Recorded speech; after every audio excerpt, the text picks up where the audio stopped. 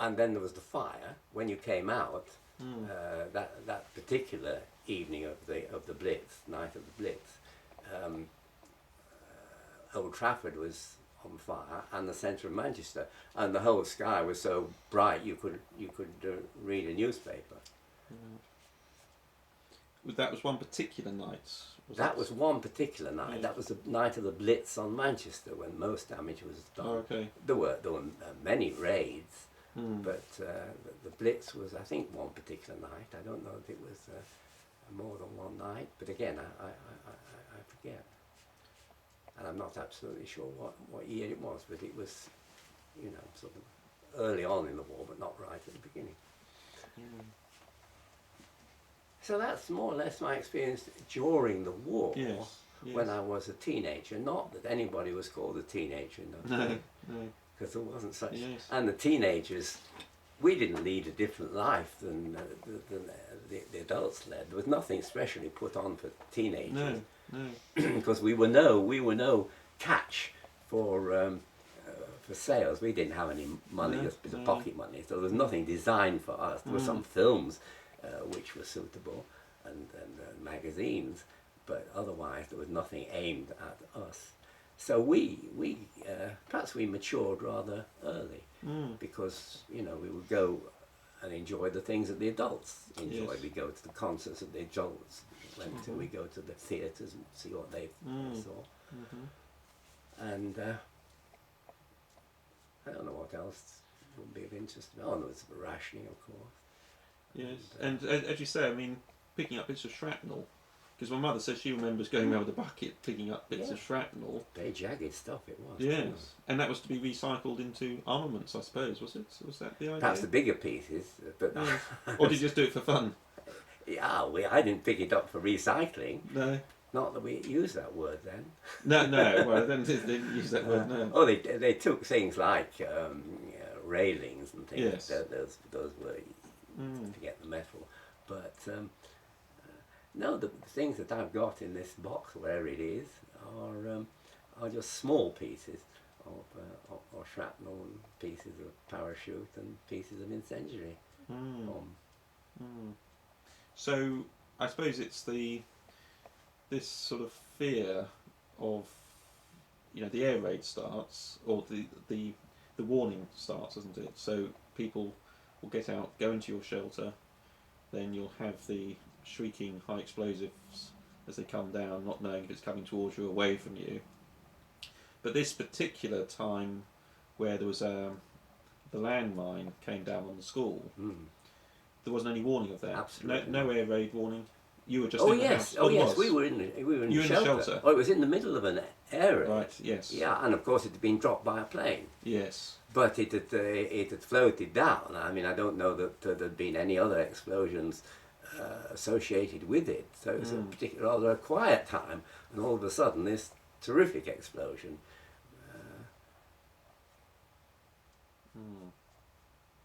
And that's the one that damaged the house, so it was uninhabitable. We couldn't. We never went back to it. No. It wasn't destroyed. It was repaired and it was sold, but we never went back to that particular house. That's when I moved over to the other side. And was that the same time as the Blitz, or was that a different occasion? That was the time of the Blitz. That was the Blitz that night. Yeah. So that was the start of it. So you had the big bang near your house, but then bombs rained down all night after that, or? Well, oh yes, there was a lot of explosion going on that night, because that was the night of the Blitz. Yes. But there were other nights when there were air raids. And you were in the shelter. And we were in the shelter, and then there were explosions, and I don't know how many nights that would be, but I mean they spread over months. I mean there were air raids going on. I mean it's difficult to imagine, isn't it? You haven't actually lived through that. So I'm just trying to picture yourself with your parents in this shelter. You had the big explosion with the landmine, which you must have. Did you feel the change in atmosphere, or? How do you mean the atmosphere? Well, normally apparently, I mean, with an explosion, the pressure in the room might change. No. but I mean, the ground. The ground shook. Shook. Yeah, you heard tiles falling off. Yeah. Windows No, smashing. You wouldn't hear that because in the shelter, you didn't. You know, it cut out quite a lot of sound, which was good. But you got used to it. I mean, this was a way of life. You didn't stop doing what you normally did. You went to school every day, and that was it. But that particular night, it carried on for some time, I suppose, did it? The bombing went on for several hours. Yeah, several hours. Yes. And then the all clear sounds. Then you come out, and that's when you saw the sky lit up. Yeah, well, you don't come out, and then it's light. It's light enough. Then, as I say, because of all the fires weren't put out, the fires were still burning. And I don't know. I can't remember when the all clear went. Whether it was dawn or early. I don't think it was. I think it was still dark when the all clear went, and we came out and was the fire. The sky was lit red with the flames, but one didn't go in to look if anything had happened in the. You didn't do that till the next day. Yes. Till it really was. Yes. And we didn't, examine the house or anything. You just patiently waited, and so it's a lot of time just waiting. Yes. So you go back into the house, and go to bed if it was still night time, or well, you would do, yes. If it was when the all clear went, you could do what. I think many people slept fully clothed, so they could. I don't remember we did. I don't think we did. And we didn't sleep under the stairs or anything like that. So that was it. But then we move on to the new town. Yeah. Because at the second school I went to, a history master gave me. He knew of my interest in architecture. Not that I was, couldn't be doing anything at the school about architecture, but he gave me this book, knowing of my interest. Have you ever seen this book? No. What's it called? It's called Towards a New Britain. Ah. What, Ebenezer Howard? Is it? No, not that one. No. What it is it's published by the Royal Institute of British Architects, the RIBA. It's printed by the Architectural Press, and it was in conjunction with an exhibition in London about rebuilding Britain after the war. And I thought about today. You see, you're talking about an exhibition, and during the war, what could be done? You couldn't build, but you could think about the post-war period, and this was got out. I mean, it was I suppose it was in a fine sense propaganda, but it was turning our thoughts to after the war. It wasn't intended for children. This was intended for grown-up, for people. And I never saw the exhibition because it was in London. I was in Manchester. And how he got hold of the book, I don't know. It cost 1 shilling and sixpence, it says on there, 1 shilling and sixpence. And I'm not exactly sure what day, but I'd be about 15 when I got this.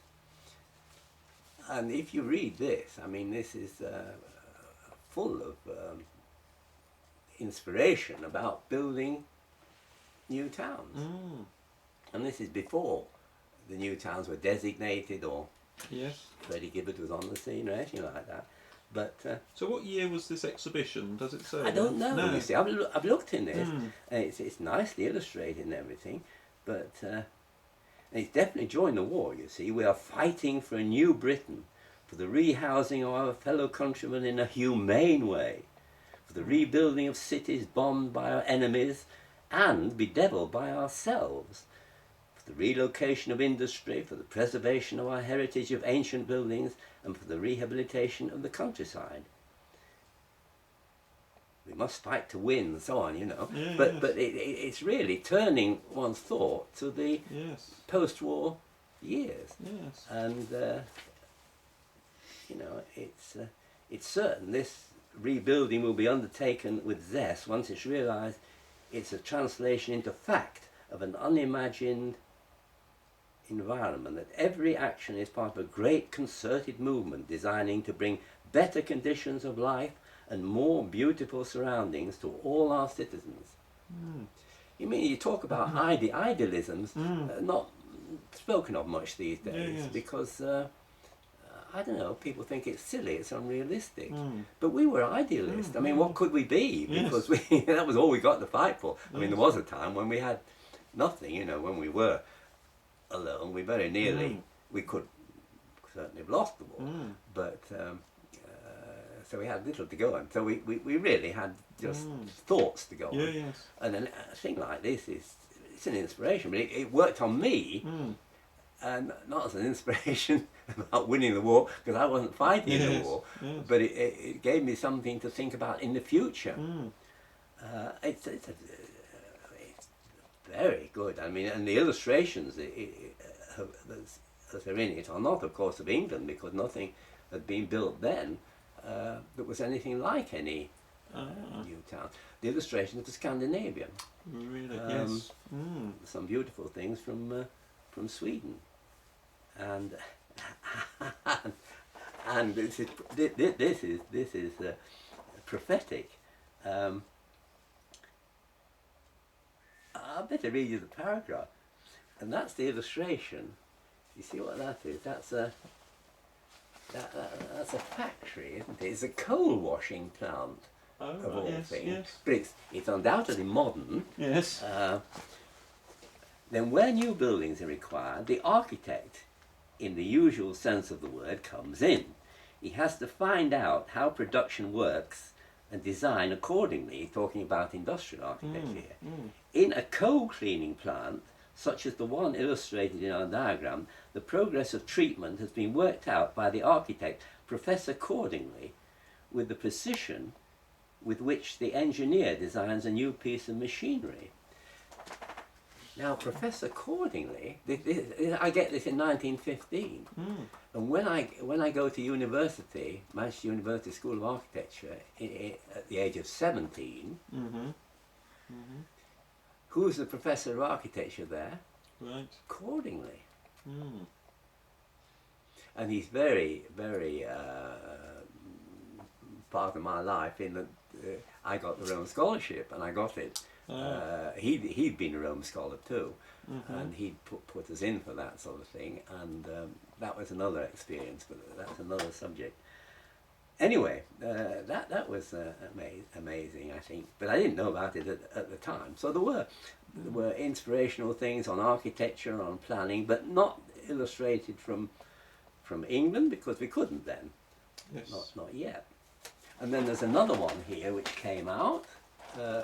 This is written by an architect, Ralph Tubbs, Living in Cities, also 1 shilling and 6pence. And that I got on September the 2nd, 1943. So we're still in wartime, but I'm buying this. I remember this is something that I bought. Then I was 15. I reckon I got the other one earlier. I reckon I must have got that one. That was the first one. So I reckon I got that one probably I was about 14. Right. Then I got this one, and this has similar sort of things and illustrations about how we can live. And there isn't London illustration here. Peter Jones' department store in London. That was a pioneer modern work. There weren't many of those. And it talks about the town must not be rebuilt as it was, but demolish with discrimination and then build modern.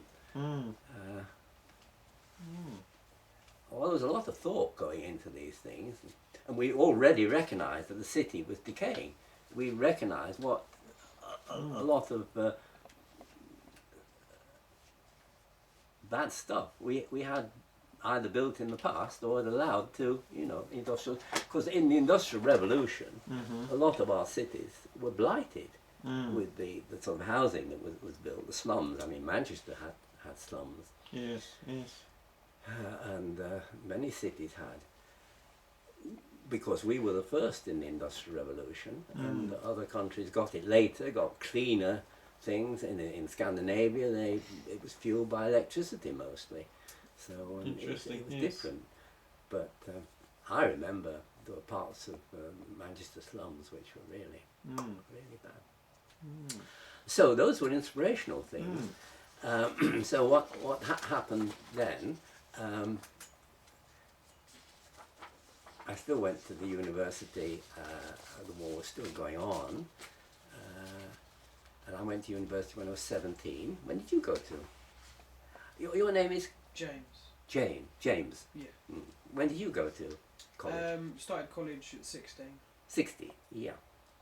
Well, if you to go to university at 17 is pretty young, pretty young. So, but architecture is a 5-year course. So I wanted to make an early start. So I started at 17, and I was there for a year, and then I got called up because conscription was on for quite a number of years after the war. After the war, and you weren't exempted if you were at university. No way. So I was called up, and I didn't welcome it. Because I was just getting into it, you see, with the architecture, and not only architecture, art and literature and things like that. And then I knew this would, and I didn't know how long you were conscripted for. You got a number, and you didn't know when you come out. And actually, I spent 3 years before I got back to university. I didn't welcome it at all to begin with, because the war actually finished in Europe the day I was, more or less the day I was called up. European war finished, but the Americans were still fighting. We were still fighting in the Middle East and the East. So it wasn't the end of the war, but it was the end of the European war. And so then I was. You know, you do your basic training, and then I was in the Royal Engineers, and then you're doing more constructive things. We built bridges and so on, and we learnt to blow up buildings, the reverse of architecture, isn't it? So learned how to handle explosive, same explosive as the IRA used, plastic explosive. And how to calculate the amount of explosive to demolish a particular wall. And then, after basic training, I was sent to Germany. Because, you know, after the war, Germany was occupied. By Britain, France, America, and Russia. There were various zones. And I was joined the British Army on the Rhine, which was the north part of Germany. And that's more or less where I spent the rest of my, I did spend the rest of my army service there. And that was absolutely fascinating. I learnt a lot there. But of course, I was going there just after the war had ended, and every city that I saw were ruined. Ruined. You couldn't make out the shape of the city with the roads, but the people living in the cellars, and that was of course a further step on my road to a new town. Because I'd already seen what architects could be employed to do, building a new town after the destruction in England. New towns were obviously needed, and what a great job to be able to do work on that. But then when one was in Germany, one saw again how much this was needed, the rebuilding. So that was an aspect. And then I was blowing up virtually what I suppose you could describe as a bunker, because in Hamburg there had been 6-story high, more or less high, concrete, great concrete constructions with anti-aircraft guns and searchlights on the top, so that they would be closer and get a better view of the planes, you see. Yes. And it was decided these should be blown up. So my job was to measure the building, because we've been taught how to do measured work. Right. Do you know about the architects aren't taught it these days. Okay. There are machines to do this. Right. Yes. But then we had to measure things, and I'd measured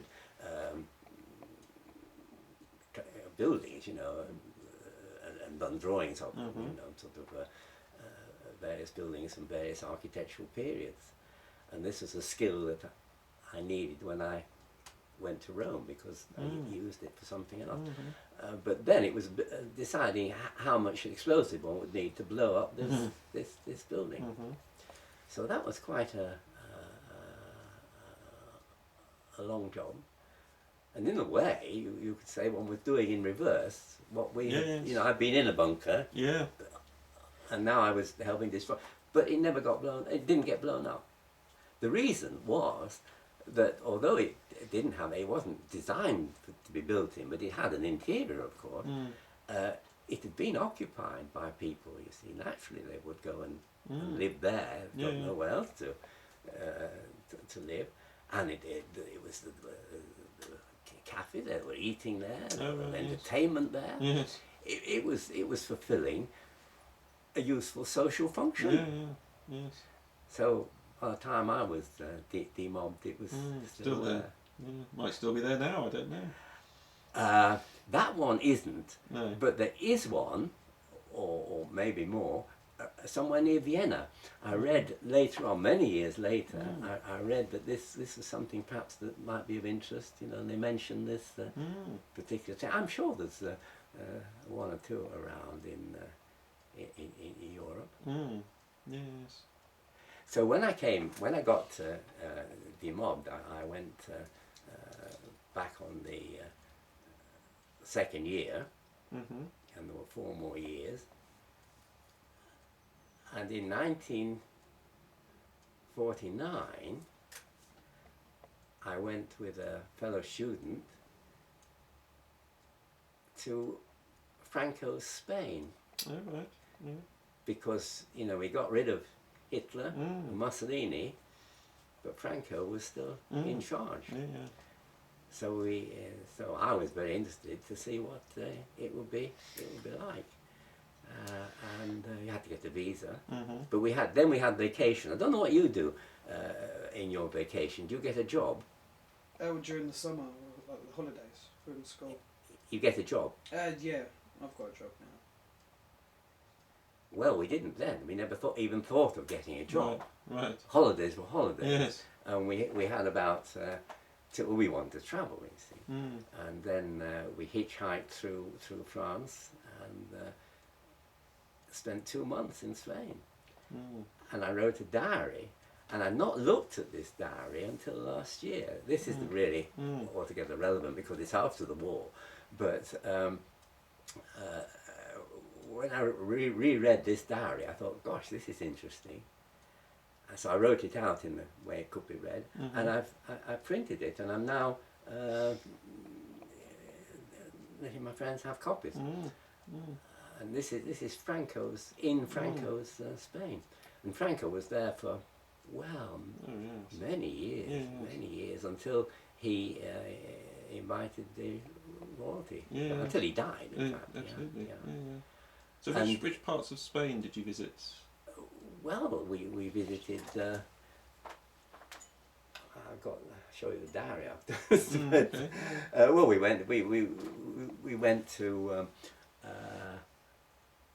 into Spain to Barcelona, and then we went to the Balearic Islands. When we came back to Spain, we did a sort of tour through Cordoba and Madrid, and then came out of Spain that way. But the revelation, you'll be amused when I tell you, was Ibiza. I went to Mallorca, and then we were told by some other students that Ibiza was a paradise, and so it was. Mm. But you could only get there, no airport, you could only get there by one boat a week, and we stopped there for a fortnight. It was absolutely paradise. It hadn't been discovered by the tourists. Yes. And I'm not surprised that, of course, it was discovered, but that was the most beautiful part of the whole experience. Being in Franco, Spain, of course, you were mixing with the people who had been on the other side, and that they had been forced out of jobs, and they were practically beggars. Really, yes. And if you remember now, they're still there. There was never a period.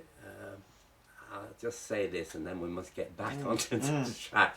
But what I was doing in the Army of Occupation and the other occupation was the denazification of Germany. Yes. And that was more or less thoroughly done. In the end, we had to give it up because we couldn't get rid of all the Nazis. They helped run the place, the former Nazis, so they're still there. But Germany came through and purged itself of Nazism. The fascists never did in Spain. They're still there. And that, I think, is something to do with the different problems that Spain has at the moment. Certain things have never been resolved. Really? There are certain reforms that never went through in Spain because of divisions in the people. And it's forbidden to write or talk about that. Oh, what talk? You must be able to publish anything about that period. There's an amnesty of silence about the Franco period. My diary couldn't be released in Spain. Really, yes. And the judge who did reveal where Franco's political prisoners had been buried lost his job. Right. He was charged with having broken this law, which still exists. You can't talk about. You can't. It's a purge. How did you describe that? A purge of silence, or an amnesty of silence? An amnesty of silence. Amnesty of silence. So it's all in the diary, which I'm printing privately. I say privately, I'm printing on my own machine. Yes. But I'll show it to you before you go. Yes, but so that's a sort of it's an echo of the war, because I was interested. It was still a bit of unfinished business, you see. And of course it never really finished, because they were expecting the Americans and the Allies to invade. Right, yes. And what happened? The tourists invaded. Yes. As the years went by and package holidays became, millions of tourists invaded Spain and brought about its economic recovery. Yes. And Franco could carry on skillfully playing off one group against another. So that was something that I did as an offshoot from the war. And then while I was still a student at the university, Freddie Gibbard came to talk to Manchester architects and to talk about, and we as students went along, to talk about his plan for Harlow. Oh, right. This would, you see, his plan for Harlow, 1948-49. And I was still at university then, and so I saw Freddie Gibbard. That wasn't at the university, you say? I was at the university, you're at the university, but he didn't give a talk at the university. No, he gave it to the Manchester Association of Architects, or whatever they're called. It was in central Manchester, and it was